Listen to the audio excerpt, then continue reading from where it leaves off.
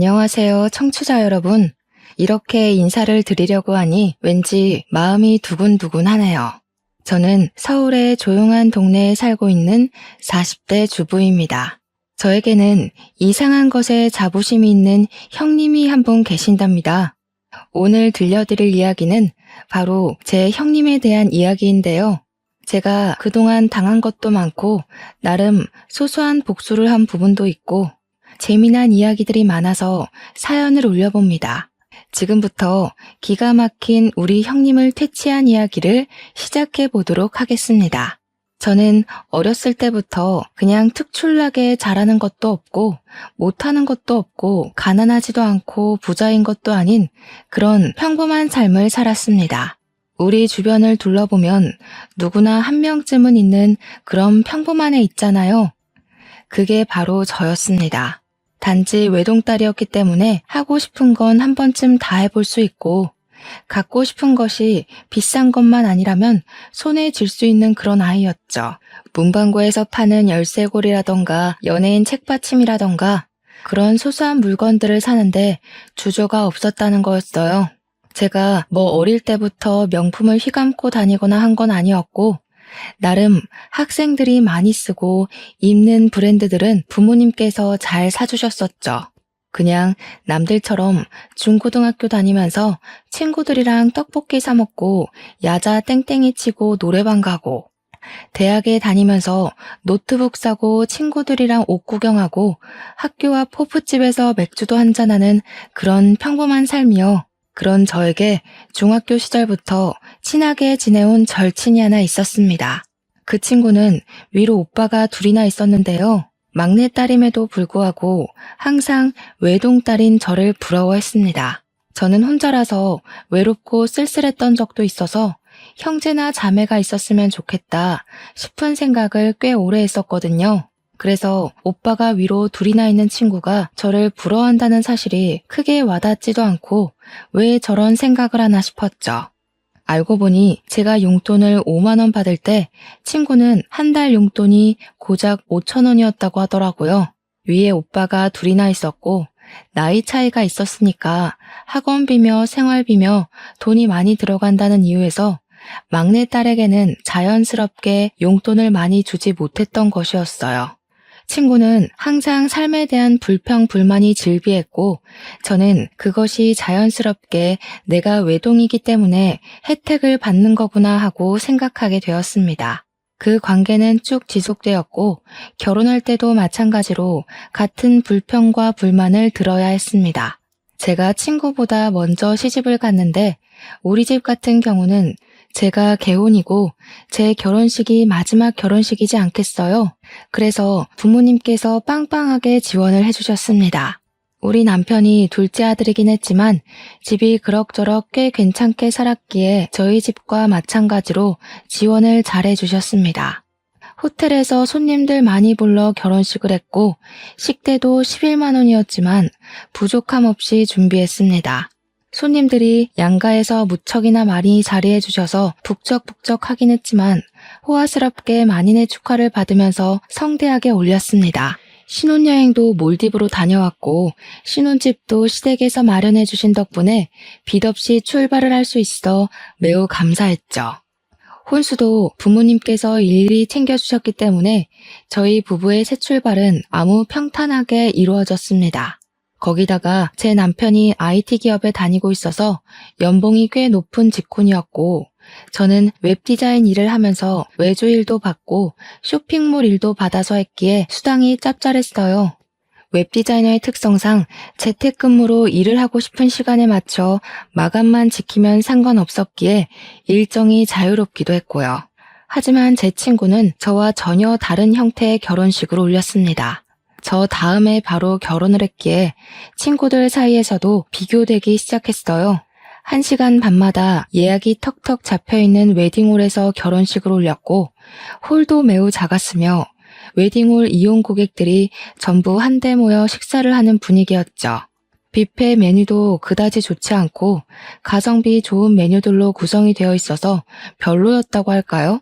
음식도 식어 있고 맛도 없고 그런데 친구는 전부 그 불평을 자기가 막내딸이어서 이런 거라고, 오빠들 다 장가 보내고 나니까 돈이 없어서 이렇게 된 거라고 하더라고요. 그러면서 저한테 늘 외동이라 부럽다, 외동이라 좋겠다, 나도 외동이었으면 좋겠다 하는 이야기를 했죠. 저는 그 말이 지겨우면서도 친구를 위로해 주었어요. 결국 동남아로 신혼여행을 떠나는 친구를 보면서 저도 결심을 했죠.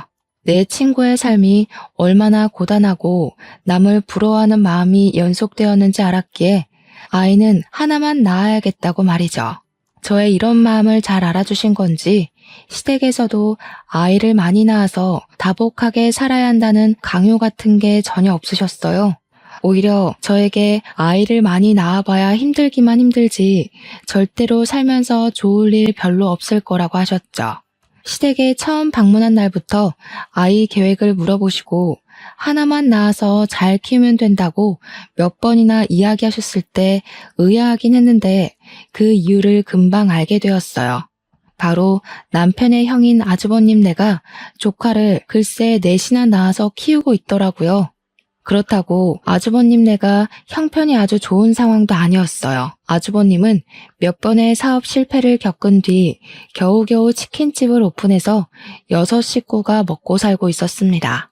저보다 1살이 어린 형님은 애를 키워야 한다는 이유로 직장에 다닌다거나 아르바이트를 한다거나 하지도 않고 있었고요. 그러면 그 집 애들은 무슨 돈으로 키우고 있었냐고요? 치킨집 운영에서 풀칠하는 수준의 생활비와 시부모님 돈으로 생활하고 있었습니다. 시부모님께서는 건물을 한 채 가지고 있었는데 그 건물 1층에서 아주버님이 월세를 내지 않고 치킨집을 운영하고 있었거든요. 일단 월세가 절감되니까 치킨집 장사가 잘 되지 않아도 굴러는 가더라고요. 시부모님은 남은 호실에서 나오는 월세로 생활을 하고 계셨는데 아주버님네 6식구까지 책임을 지고 계셨던 것입니다. 아주버님네가 얼마나 계획적이지 않은 생활을 하는지 정말 대책 없다는 게 느껴지지 않으시나요? 거기다가 아주버님께서 사업 실패를 몇 번이나 반복하면서 쌓인 빚도 시부모님이 갚아주셨고요. 더 대책 없게도 빚 갚아준 걸로 끝이 아니라 아예 시부모님 댁에서 기생하듯 살고 있었어요. 저라면 너무나도 쪽팔리고 부끄러워서 시부모님께 고분고분 말 잘 들으며 생활할 것 같은데 우리 형님은 상당히 뻔뻔한 여자였습니다. 마치 자기가 시부모님을 모시고 사는 듯한 행세를 하고 다니고 있었거든요. 오죽하면 저도 남편한테 속사정을 듣기 전까지는 형님네가 부자라서 시부모님을 모시고 생활하는 줄 알고 있었다니까요. 시부모님께서 주택에 살고 계셨는데 남편이 어릴 때부터 살았던 집이라 방이 꽤 여러 개가 있었거든요. 그 집에 뻔뻔하게 얹혀 살면서 마치 집이 본인의 집인 것 마냥 행동하며 굴었던 거죠. 제가 처음 시댁에 인사를 드리러 갔던 날 정말 말도 안 되는 풍경을 마주하고 제가 바짝 얼었던 기억이 아직도 생생하게 납니다. 조카들 4명이 전부 다 2살 터울이었는데 8살, 6살, 4살, 2살이었거든요. 애 넷이 빤히 저를 쳐다보는데 얼마나 놀랬는지 몰라요. 심지어 8살 된 첫째 조카는 초등학생이지 않겠습니까? 학교를 오고 가고 해야 하는데 나머지 아이들을 어린이집에 보내고 해야 한다고 글쎄 형님이 시부모님께 첫째 아이의 등교를 부탁하고 있었더라고요. 시부모님은 아침마다 오후마다 첫째 조카를 데리러 학교에 다니셔야 했어요. 처음에는 시부모님께서 형님네와 함께 살고 있는 게 형님이 모시고 있는 줄 알고 시부모님께서 도와주시는 거라 생각했었거든요. 알고 보니 개뿔. 시부모님의 시간은 전혀 배려하지 않고 형님이 일반적으로 떠맡긴 거였더라고요. 그러면서 다복한 집에 시집 오는 게 축복인 거라고 저한테 으스대는데 이걸 다복이라고 할 수 있나 싶었습니다. 솔직히 여기서 제 속마음을 털어놓자면 무슨 애 낳는 기계도 아니고 뭔 애를 저리 줄줄이 낳았나 싶더라고요. 거기다가 애들이 하나같이 부산스럽고 말도 안 듣고 진짜 요즘 애들은 다 저런 건가 싶을 정도로 난리가 아니더라고요. 시부모님도 오죽하면 눈살을 찌푸리고 형님만 보고 있는데 형님은 우리 애들 잘한다 하는 얼굴로 바라만 보고 있었습니다. 저한테 웃으면서 우리 애들이 좀 활기차지? 숙모 온다고 신이 났나 보다. 우리 애들이랑 잘 놀아줘 하는 거예요. 저는 시댁에 인사를 드리러 온 건데 애들이랑 뭘 놀아주라고 하는 건지 의문이 들더라고요. 그래서 형님한테 그랬죠. 저는 인사드리러 온 거지 아이를 보러 온 게 아닌데요? 하고요. 그랬더니 형님이 당황해하면서 아니 앞으로 잘 놀아주고 하란 이야기지 하고 자리를 피하더라고요. 그때 다시 한번 결심했죠. 애는 하나만 낳아서 잘 키우자고. 시부모님도 저한테 많이 낳을 생각하지 말라고 많이 낳아봐야 피곤하다고 하셨고요. 결혼 후 입주한 신혼집은 시부모님께서 상가 건물 가진 거에 대출을 받아서 얻어주신 집이었습니다. 신축 아파트라 나름 깔끔하고 빌트인 되어 있는 부분이 많아서 혼수를 준비하는데 큰 부담이 없어서 좋았어요. 결혼하고 처음 인사드리러 간 자리에서 시부모님께 감사하다고 이야기를 했는데 형님이 불쑥 끼어들더라고요. 동선의 집은 시부모님이 대출받아서 해주신 거라며 좋겠네? 그 돈 받아놓고 입 닦는 거 아니지? 하는데 제가 뭘 어쨌다고 저런 소리를 하는 건지 이해가 안 갔습니다. 그래서 형님께 그게 무슨 소리세요? 저한테 바라시는 게 따로 있으세요? 했죠. 제가 알기로는 아주버님이 해먹은 사업자금이 지금 우리 아파트 값보다 더 되는 걸로 알고 있었거든요. 남편이 아주버님네 이야기를 하면서 시댁에서 이 정도 지원받는 거 괜찮다고 부담 갖지 말라고 했었단 말이죠. 형님이 그냥 웃으면서 아니 집 받았으니까 그냥 하는 소리지 하길래 저도 웃으면서 이야기했어요. 저도 그냥 하는 소린데요. 형님네도 이미 다 받으신 거 아니에요? 아주버님이 사업하신다고 돈 가져다 쓴 게 어마어마하다고 하던데. 그러니까 형님이 저를 확 째려보시더라고요. 저보다 1살 어린 게 저러니까 아주 같잖아요. 물론 제가 대놓고 형님한테 고가운 얼굴을 하고 있었던 건 아니었어요. 그래도 손윗사람이니까 제가 꼬박꼬박 존댓말도 써주고 나름 존중해줬단 말이죠. 그런데 형님은 저보단 어리지만 손윗사람이라는 이유 하나로 저한테 반말을 해대더라고요. 아무튼 그날 어머님께서 이미 요리까지 다 준비해 주셨길래 제가 어머님께 죄송한 마음이 들어서 왜 혼자 준비를 다 하셨냐고 했어요.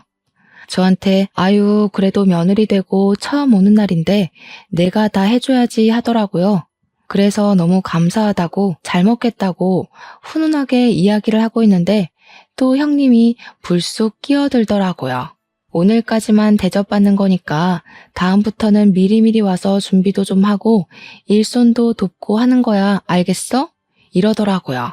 저랑 어머님이랑 둘 다 어이가 없어서 아무 소리 안 하고 가만히 있으니까 거실에 가더라고요. 제가 어머님께 형님은 뭐 좀 도와주셨어요? 하니까 피식 웃으시면서 고개를 절레절레 젓더라고요.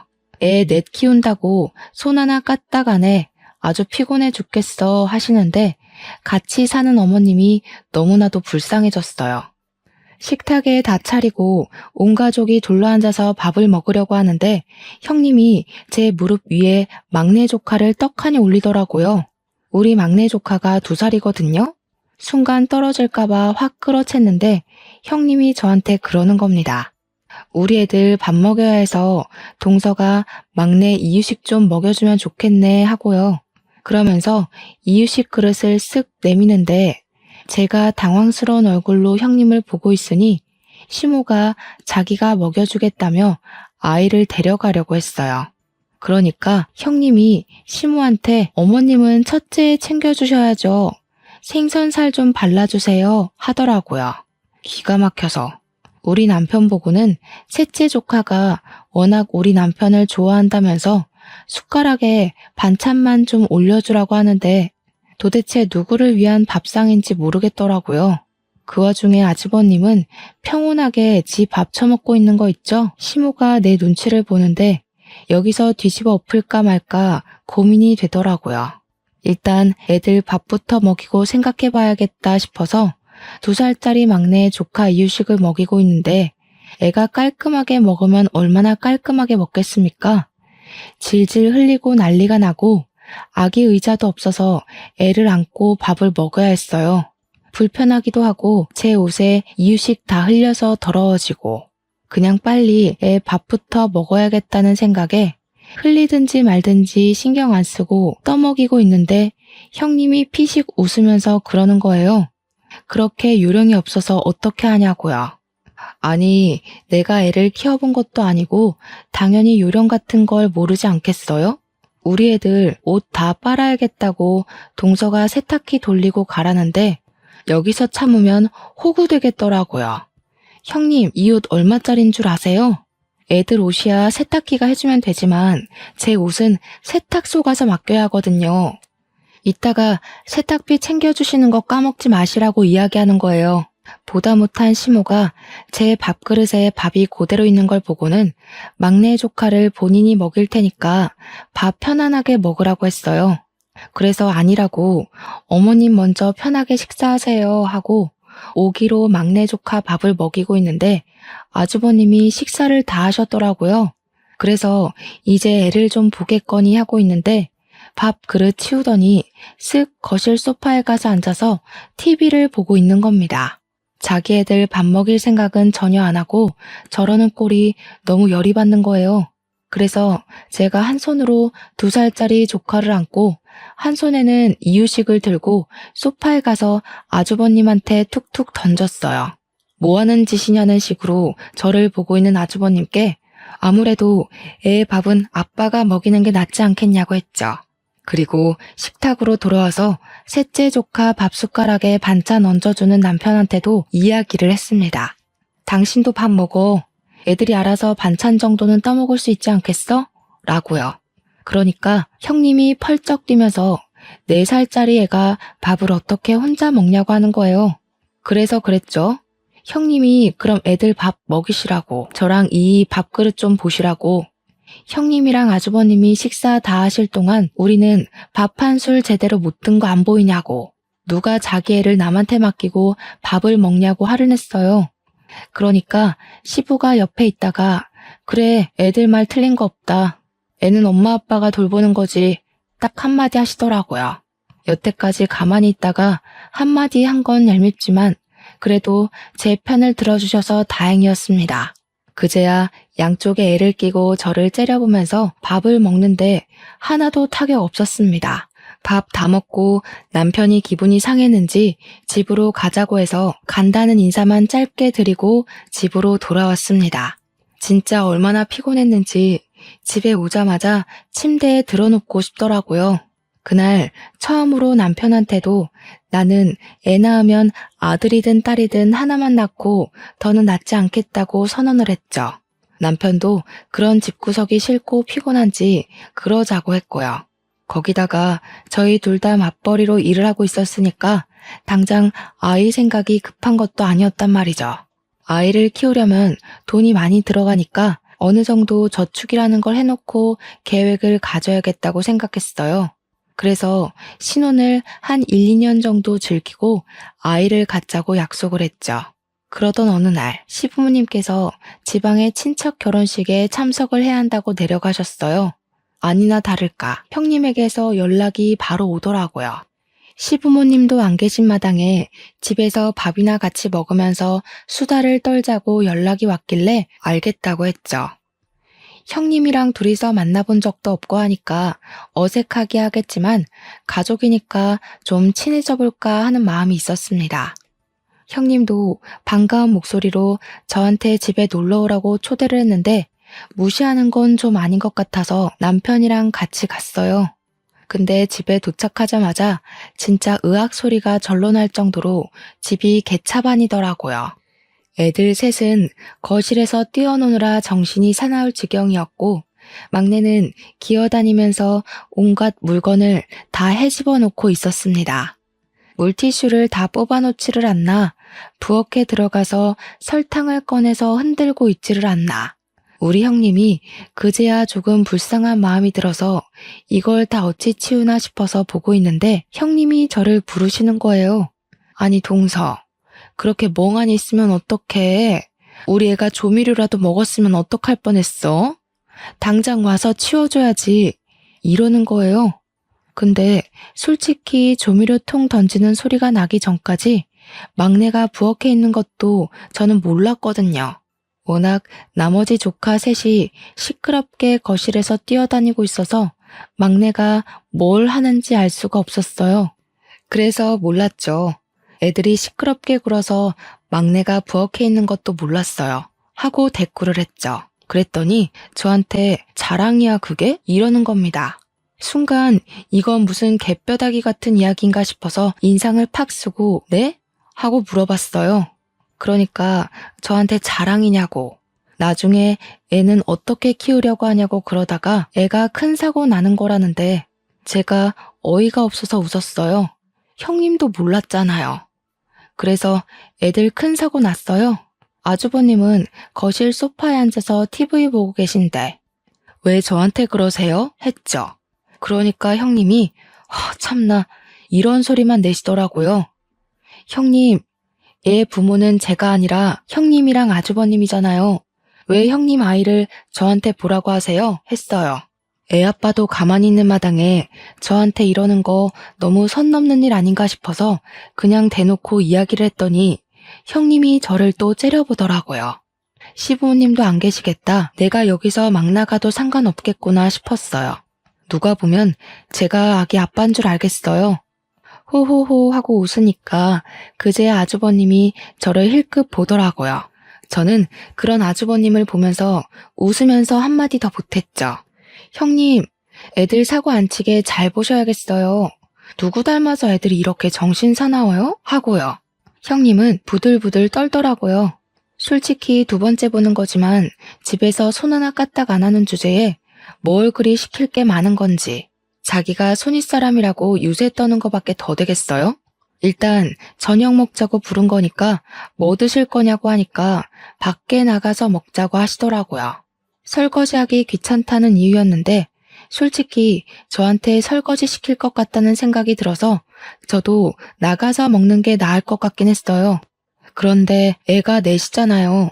이 애들을 다 데리고 나가서 밥을 먹을 수 있을까 싶어서 그냥 시켜 먹자고 했습니다. 분리수거만 하면 되니까 오히려 그게 나을 것 같았거든요. 그랬더니 오랜만에 나가서 동선애한테 갈비를 좀 얻어먹고 싶었다는 게 아니겠어요? 형님이 우리 애들이 고기 타령을 하도 해서 우리 부부를 부른 거라며 소갈비를 좀 사줬으면 좋겠다는 겁니다. 솔직히 갈비 못 사줄 형편은 아니니까 사줘도 되죠. 근데 뻔뻔하게 저러니까 괜히 더 사주기 싫어지는 마음이 들더라고요. 그 와중에 아주버님은 소갈비 맛있겠네. 여기 괜찮은 집 있는데 거기로 가자고 옷 걸치고 있고요. 남편을 쓱 쳐다보니까 남편이 그냥 소갈비 한번 사주고 말자는 식으로 말하길래 알겠다고 했어요. 싱글벙글 난리가 난 형님네 6식구 끌고 소갈비 집에 갔는데 조카들이 막내랑 셋째 빼고 다 어느 정도 컸잖아요. 정말 무슨 걸신 들린 사람들처럼 밥을 먹는 거예요. 형님이고 아주버님이고 갈비 처음 먹는 사람처럼 정말 뒤에서 누가 쫓아오는 사람처럼 밥을 먹는데 오죽하면 제가 더 시키면 되니까 제발 천천히 드시라고 할 정도였다니까요. 전 애들이 그렇게 갈비를 잘 뜯는지 꿈에도 몰랐어요. 오죽하면 갈비를 구워주시는 직원이 둘이나 붙어서 양쪽 철판에서 갈비를 굽고 있는데도 먹는 속도를 못 따라가겠더라고요. 저랑 남편은 젓가락 내려놓고 그 거지들이 먹는 꼴을 구경하고 있었어요. 밥을 안 먹어도 배부르다는 말이 뭔지 알겠더라고요. 그냥 처먹는 꼴이 웃겨서 먹고 싶다는 생각이 안 들던데요. 8명 중에 4명이 소아임에도 불구하고 갈비를 거의 13인분을 먹었더라고요. 저랑 남편은 먹는 둥 마는 둥 했는데도 이 정도가 나오다니. 소갈비가 생각보다 비싸잖아요. 뻥 아니고 냉면에 공깃밥에 된장찌개에 아주버님이 술까지 드시니까 저녁 식사값으로 90만 원 가까이 나오더라고요. 대충 예상은 했지만 계산서를 봤는데 웃음이 나더라고요. 남편은 와 갈비값 이만큼 내본 거 처음이라고 그렇게 말하며 허탈하게 웃는데 저도 그냥 웃겼어요. 저랑 남편한테 형님네 가족 6명이 잘 먹었어 하면서 인사를 하고 나가는데 솔직히 얄밉긴 하더라고요. 반반씩 내줘 라고 하고 싶은 걸 겨우겨우 참고 계산했습니다. 시부모님한테는 눈치 보여서 사달라는 말도 못하고 시부모님 때마침 안 계시니까 이때다 싶어서 우리 벗겨 먹으려고 부른 것 같은데 그 와중에 커피는 본인들이 쏘겠다면서 동네에 이름 없는 커피집에서 1,500원짜리 아메리카노 한 잔씩 사주더라고요. 심지어 테이크아웃만 되는 작은 매장 있죠? 그런 카페에서요. 그냥 웃으면서 잘 마실게요 하고 말았더니 형님이 그런 제 모습에 또 양심이 좀 찔리긴 했나 봐요. 물어보지도 않았는데 요즘 치킨 장사가 잘 안 되고 애들한테 들어가는 돈이 없고 하면서 변명을 늘어놓더라고요. 그래서 웃으면서 형님한테 이야기했죠. 조카들이 소갈비를 처음 먹어봤나 봐요. 애들이 무슨 걸신 들린 사람처럼 먹는데 다음부터는 교양 있게 식탁 매너 갖추면서 천천히 먹으라고 하세요. 너무 허겁지겁 누가 뺏어 먹을까봐 걱정되는 사람처럼 먹으니까 밥맛이 떨어지더라고요.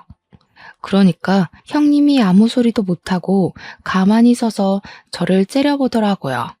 와, 저러다가 넙치 되겠다 싶을 정도였습니다. 남편이 바로 집으로 가자고 하길래 저는 이만 가보겠다고 하고 차에 탔습니다. 남편이 저한테 아무래도 당한 것 같다고 이번 일을 교훈 삼아서 2번은 당하지 말자고 하는데 저는 뭐 하고 싶은 말 다 해서 괜찮았어요.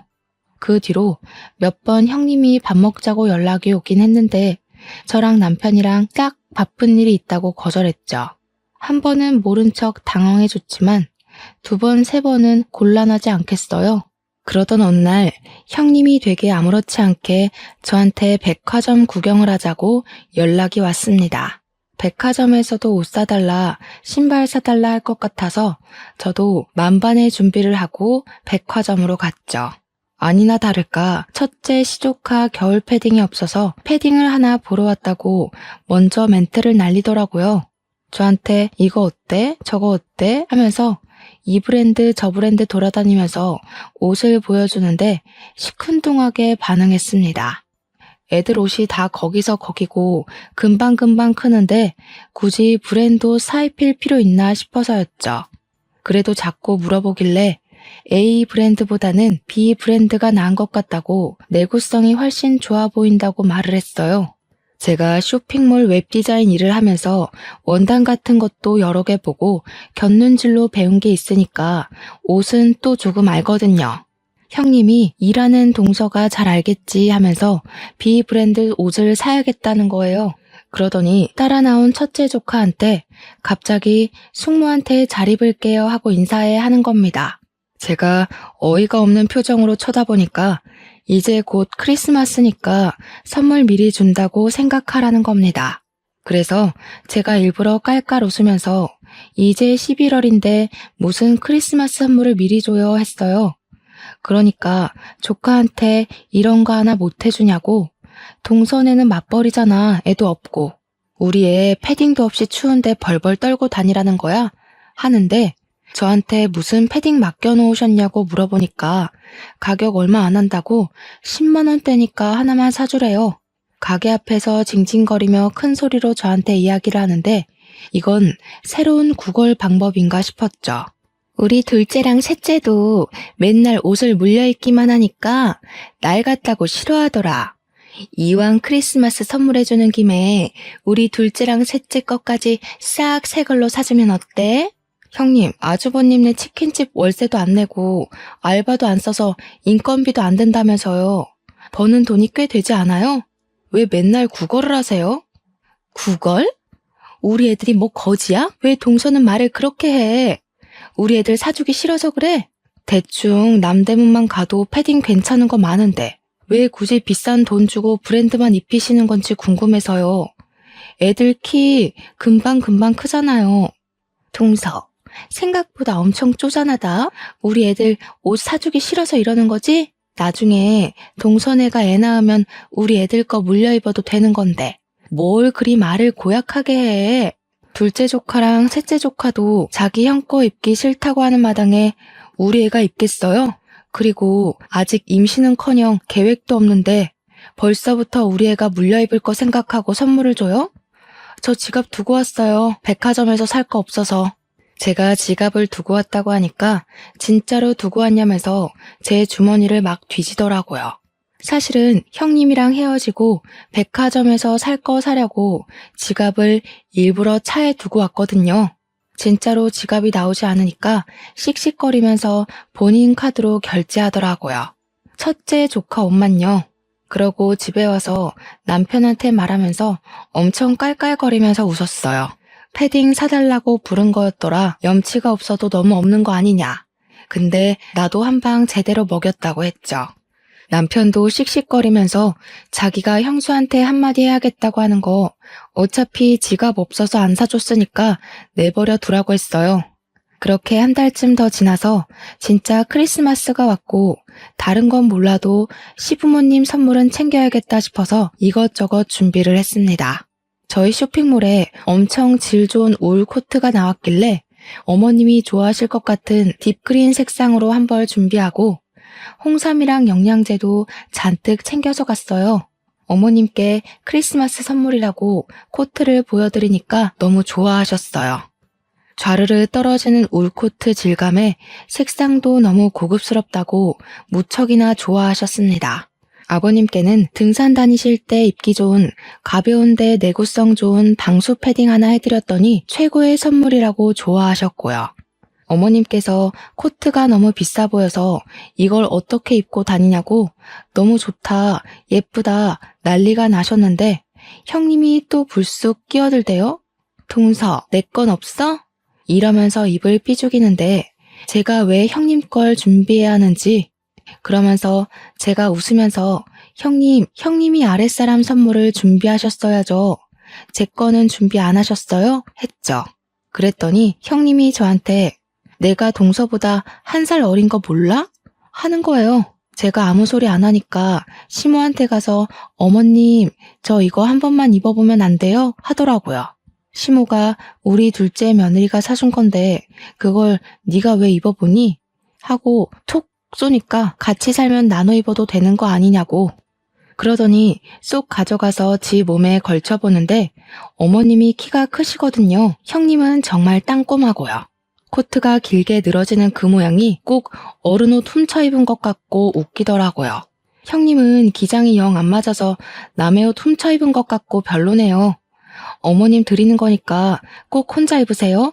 그러니까 형님이 갑자기 서럽다면서 눈물을 뚝뚝 흘리는 거예요. 우리 없이 산다고 지금 무시하는 거지? 그렇게 마음을 곱게 쓰지 않으니까 애가 안 생기는 거야. 아이 낳고 사는 게 얼마나 다복한 건지 알아? 북적북적 사는 게 좋은 거라고. 나중에 우리 애들 다 커서 우리 가족 노후 준비할 때 동선에는 애 하나 없어서 손가락 빨고 있을걸? 애 많이 낳고 사는 게 애국하는 거야. 동선에는 매국노라고. 형님, 애 많이 낳고 사는 거 능력 있으면 좋은 거죠. 그런데 형님네는 능력도 없잖아요. 맨날 애들 구걸시켜서 얻어먹고 얻어입히면서 그게 무슨 소리예요? 뭐? 구걸? 너 지금 우리 애들 거지 취급했어? 맞는 말이지, 형수. 지난달에도 크리스마스 선물 내놓으라면서 패딩 사달라고 백화점에서 지갑 뒤지고 난리를 쳤다며. 그 말에 아주버님은 헛기침하고 시부모님은 무슨 소리냐고 되물어보셨죠.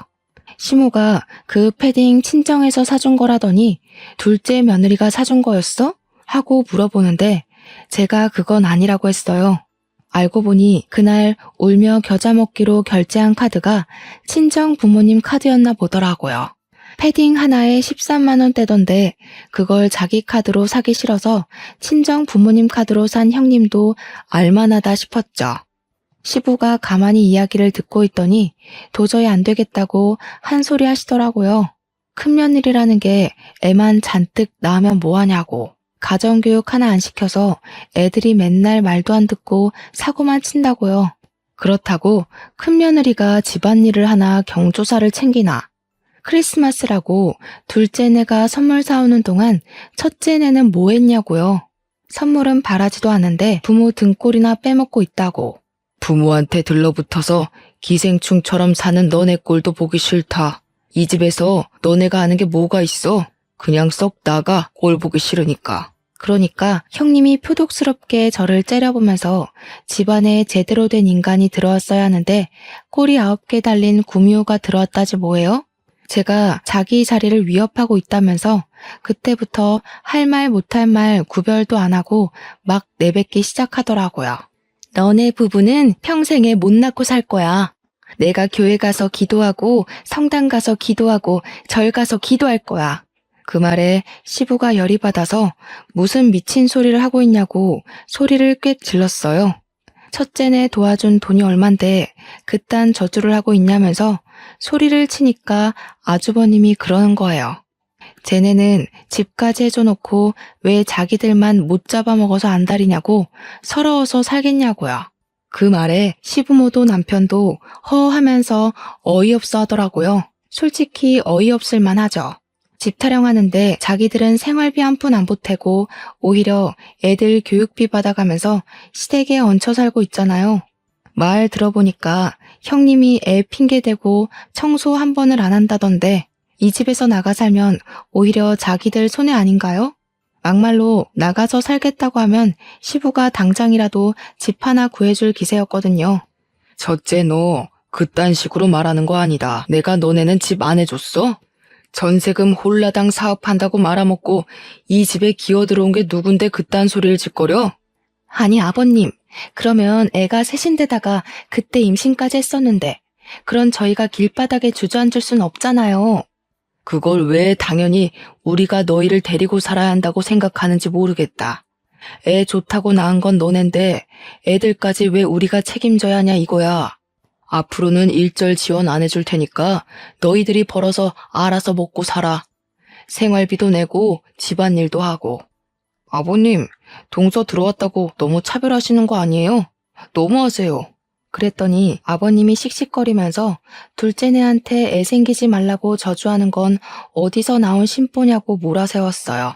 그러니까 아주버님이 심드렁하게 쟤네도 애 줄줄이 낳아봐 누구 돈으로 키워? 이러더라고요. 남편이 성질이 났는지 아주버님한테 형처럼 부모님한테 기생하면서 살진 않을 거라고 하니까 아주버님도 말 다 했냐고 소리를 쳤어요. 크리스마스에 두 형제가 갑자기 불붙어서 싸우기 시작하니까 시무가 말린다고 가운데 껴서 진정 좀 하라고 하셨죠. 순간 아주버님이 시무의 팔을 확 잡아채면서 좀 나와봐. 저 새끼가 형 무서운 줄 모르고 막 말한다고 어머님을 잡아당겼는데 제가 선물로 사드린 코트를 걸치고 있었단 말이에요. 소매를 확 채다가 팔 부분이 찢어진 거예요. 우두둑 소리가 나면서 팔이 덜렁덜렁거리는데 시모가 놀래서 내 코트 이러면서 옷을 확인하셨어요. 아주버님이 시모한테 그깟 코트 얼마나 한다고 그걸로 사람 무시하고 그러냐고 우리 안사람이랑 나눠 입을 수도 있는 거 아니냐고 자기 할 말 하대요.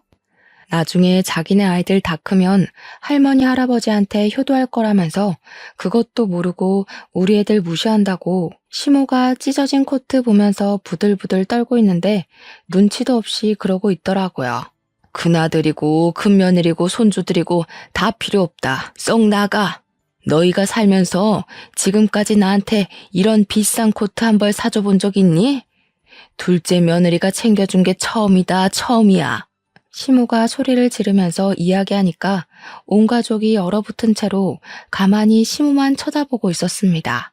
너희가 맨날 우리한테 돈 주세요, 뭐 사주세요 이런 것만 할 줄만 알았지 우리한테 뭘 해줘 본 적 있니? 애 등원 시키는 것도 내 몫이고 애 밥 먹이는 것도 내 몫이었다. 너희가 이 집에 얹혀 살면서 한 게 뭐가 있어? 나도 네 아버지 결정에 동참하련다. 일절 지원 끊어버릴 거니까 우리 집에서 짐 싸서 나가. 당장 나가. 그러니까 갑자기 형님이 사색이 되어서는 어머니 잘못했어요 하고 난리가 난 거예요. 우리 어머니께서 상당히 공주님 같은 분이시거든요. 그런데 저렇게 큰 소리를 내면서 이야기하니까 갑자기 위기감이 들었겠죠. 형님이 그러더라고요.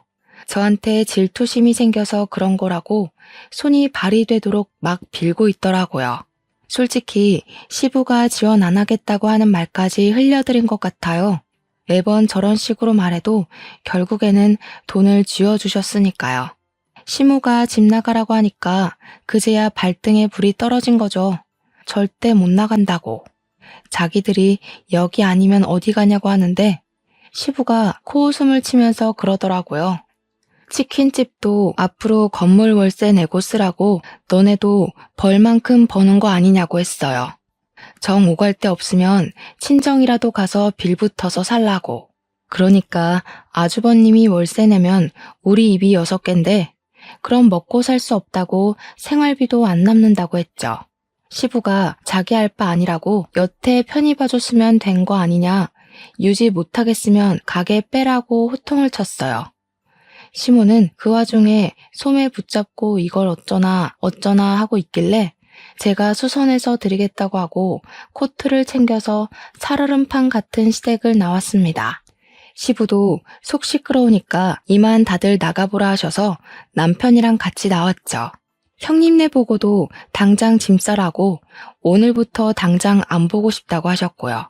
그렇게 크리스마스를 보냈고 형님네는 날 추워서 못 나가겠다고 버티고 있던 걸 시부모님이 손수 짐까지 싸서 밖에다가 내던졌다고 하더라고요.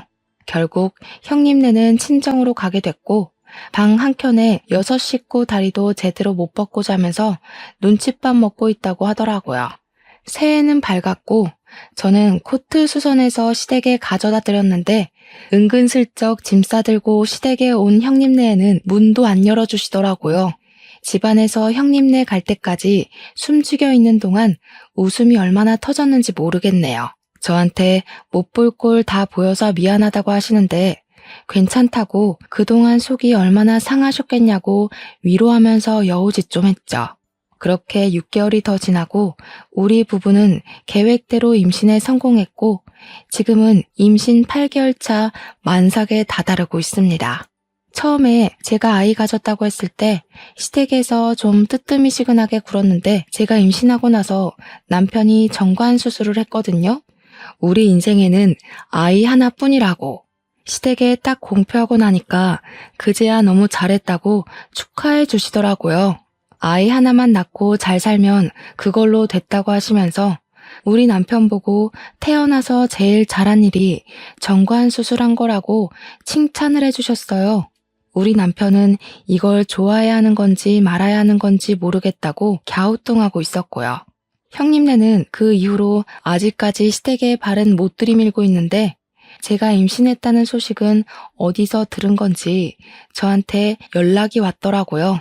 육아에 도움을 주겠다며 아기 용품을 물려주겠다며 이리저리 연락하길래 저도 단호하게 쳐냈죠. 형님, 저희는 아이 하나만 낳을 거라서 이미 새 걸로 다 준비했어요. 육아 도움은 어머님이 주시기로 했고 여차하면 도움이 쓸 거라 괜찮아요. 그러고는 얄밉게 차단을 걸어버렸습니다. 저한테 저주란 저주는 다 퍼붓더니 고스란히 자기가 받아서 지금은 호되게 당하고 사는 중인 거죠 뭐. 이래서 마음을 곱게 쓰고 살아야 한다는 교훈을 다시 한번 얻게 되었네요. 아무튼 저의 이런 사연 어떻게 들으셨나요? 제 긴 사연 읽어주셔서 정말로 감사합니다.